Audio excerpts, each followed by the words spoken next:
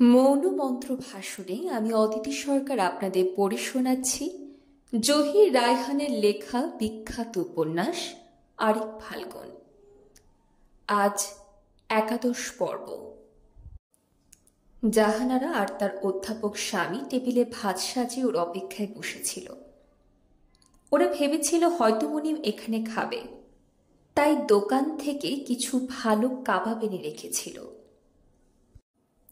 জাহানারা ভাত খাবে না, রুটি খাবে। দুদিন থেকে ঠান্ডা লেগে গায়ে মৃদু জ্বর এসেছে ওর। তাছাড়া একবেলা রুটি খাবার চিন্তাটা কিছুদিন থেকে মাথায় ঢুকেছে। ওতে নাকি বাড়তি মেদ কমে যায়। জাহানারার মতে, শুধু ওর কেন, সবার মতে দিনে দিনে বড় বেশি মোটা হয়ে যাচ্ছে সে। পরিচিত একজন ডাক্তার বন্ধুর সঙ্গে এই নিয়ে আলাপ করেছে জাহানারা। সব রোগের ওষুধ আছে, আর এই যে 20 রকমের মোটা হয়ে যাচ্ছে, এর কোনো ওষুধ নেই আপনাদের কাছে? ডাক্তার বন্ধুরা কেউ শব্দ করে হেসে দিয়ে বলেছে, আছে বই কি, খাওয়া দাওয়া বন্ধ করে দিন, দেখবেন যে হারে মোটা হয়েছেন সে হারে শুকিয়ে যাবেন। কেউ বলেছে রোজ সকালে উঠে কিছু ডন বৈঠক দিন, দেখবেন দুদিনে সব বাড়তি মাংস ঝরে যাবে। আবার কেউ বলেছে এক কাজ করুন না, দুবেলা ভাত খাওয়া বন্ধ করে একবেলা রুটি খেতে শুরু করুন, আর দৈনিক শ্রমটা বাড়িয়ে দিন, সব ঠিক হয়ে যাবে।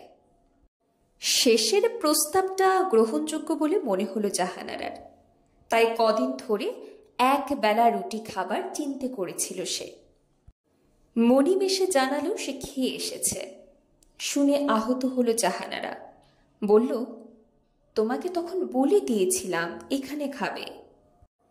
মনিমকে জবাব দেবে প্রথমে কিছু ভেবে পেল না। পাঠ না পারা ছাত্রের মতো বার কয়েক ঘাড় চুলকালো সে।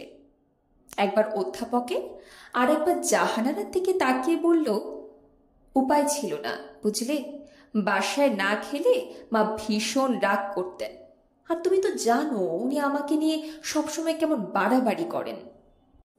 জাহানারা কিছু বলতে চাচ্ছিল, অধ্যাপক তাকে থামিয়ে দিয়ে বলল, খেয়ে এসেছো ভালো কথা, আমরা অনেকক্ষণ ধরে তোমার জন্য অপেক্ষা করছি, বেশি না পারো আমাদের সঙ্গে অল্প চারটে খাও, অন্তত কাবাবটা, ওটা তোমার জন্যই আনা। না বললে যে ওদের হাত থেকে নিষ্কৃতি পাওয়া যাবে না তা জানত মনিম। অগত্যা চেয়ারটা টেনে নিয়ে বসল সে। খাওয়া অবসরে বাইরের অবস্থা কেমন জানতে চাইল অধ্যাপক। কাল সত্যি সাংঘাতিক কিছু ঘটতে যাচ্ছে? আবার সেই 52 সালের পুনরাবৃত্তি হবে না তো? আবার সেই রক্তপাত? অধ্যাপক জিজ্ঞাসু দৃষ্টিতে তাকালো ওর দিকে। তার প্রশস্ত কপালের ভাঁজগুলো স্পষ্ট হয়ে দেখা দিল। মাথাতে ঈষৎ ঝুঁকে এলো সামনে। মনিমের কাছ থেকে কোনো জবাব না পেয়ে নিজে থেকে আবার বলতে লাগলো সে, তোমাদের ওই নেতাদের উপর আমার এতটুকু আস্থা নেই।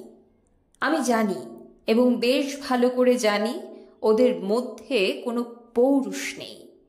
কতগুলো ভীরু কাপুরুষ ওরা। তোমার কি মনে হয় ওরা এ সময় তোমাদের পাশে এসে দাঁড়াবে? মনিম এবারও নিরুত্তর রইল। নেতাদের সে নিজেও যে খুব বিশ্বাসের চোখে দেখে তা নয়, আর বিশ্বাস করবেই বা কেমন করে? নেতাদের কাছে যখন দল বেঁধে দেখা করতে গিয়েছিল ওরা, ওদের সক্রিয় সাহায্য চেয়েছিল, ওরা ভয় পেয়ে পিছিয়ে গেছে, বিব্রত গলায় বলেছে, দেখো সাংঘাতিক কিছু করে বসো না তোমরা, দেখো যেন শান্তি ভঙ্গ না হয়। শান্তি বলতে কি মনে করে ওরা? অন্যায়ের কাছে মাথা নত করা? আক্রমণের মুখে আত্মসমর্পণ? আমি জানি তোমাদের ওই নেতারা কি চায়। টেবিলের ওপাশ থেকে অধ্যাপক আবার বলল, ওদের আসল লক্ষ্য হলো গদি দখল করা, আর পরবর্তী অভিপ্রায় হলো বাকি জীবনটা যাতে স্বচ্ছন্দে কাটে সেজন্যে মোটা অঙ্কের টাকা আত্মসাৎ করা। তুমি কি মনে করেছ ওরা এ দেশকে ভালোবাসে, দেশবাসীর জন্যে দরদে বুক ওদের ফেটে চৌচির হয়ে যায়, তাই না? তুমি কি? আরও কি যেন বলতে যাচ্ছিল অধ্যাপক। মুনিম মাঝপথে বাধা দিয়ে বলল, তা আমি জানি। তারপর আবার চুপ করে গেল সে। খানিকক্ষণ তিনজনে নীরব রইল। ছোট মেয়েটা ঘুম থেকে উঠে কান্না জুড়ে দিয়েছিল। উঠে গিয়ে তাকে শান্ত করে এসে আবার টেবিলে বসল জাহানারা।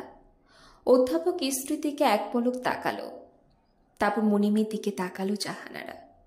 অধ্যাপকের মুখখানা শিশুর সরল হাসিতে ভরে উঠল। বার কয়েক মাথা নেড়ে সে বিড়বিড় করে বলল, হ্যাঁ, এমন কথা শুধু তোমরাই বলতে পারো, যারা নিঃস্বার্থভাবে দেশকে ভালোবাসতে শিখেছে। শুধু তারাই বলতে পারে, হ্যাঁ, কেবলমাত্র তারাই পারে। আনন্দে দেহটা বার কয়েক কেঁপে উঠল তার। কিন্তু মুনিম জানে এ কথা ওর নয়, আরেকজনের। 22শে ফেব্রুয়ারি গুলি খেয়ে মরেছে সে হাইকোর্টের মোড়ে, 3 বছর আগে। 3 বছর? হ্যাঁ, 3টে বছর। কিন্তু এখনো তার মুখখানায় স্পষ্ট মনে আছে মুনিমের। শুধু তার কেন, তাদের সকলের মুখ আজও ভেসে ওঠে তার চোখে। কাকটাকা ভোর না হতে সেদিন দলে দলে তারা এসে জমায়েত হয়েছিল মেডিকেল কলেজের পুরনো হস্টেলে। ছেলে, বুড়ো, মেয়ে, ছাত্র, শ্রমিক, কেরানি, কত লোক হবে কেউ গুনে দেখেনি। আকাশের তারা গুনে কি শেষ করা যায়? যেদিকে তাকাও সমুদ্রের মতো ছড়িয়ে আছে জনতা, আর সবার কণ্ঠে বিদ্রোহের সুর। এর জন্য বুঝি পাকিস্তান চেয়েছিলাম আমরা, আমাদের ছেলে মেয়েদের ধরে ধরে মারবার জন্যে? হায় খোদা, তুমি ইনসাফ করো, এর ইনসাফ করো খোদা। আজ এ পর্যন্তই। উপন্যাসের বাকি অংশ পাবেন পরবর্তী ভিডিওতে।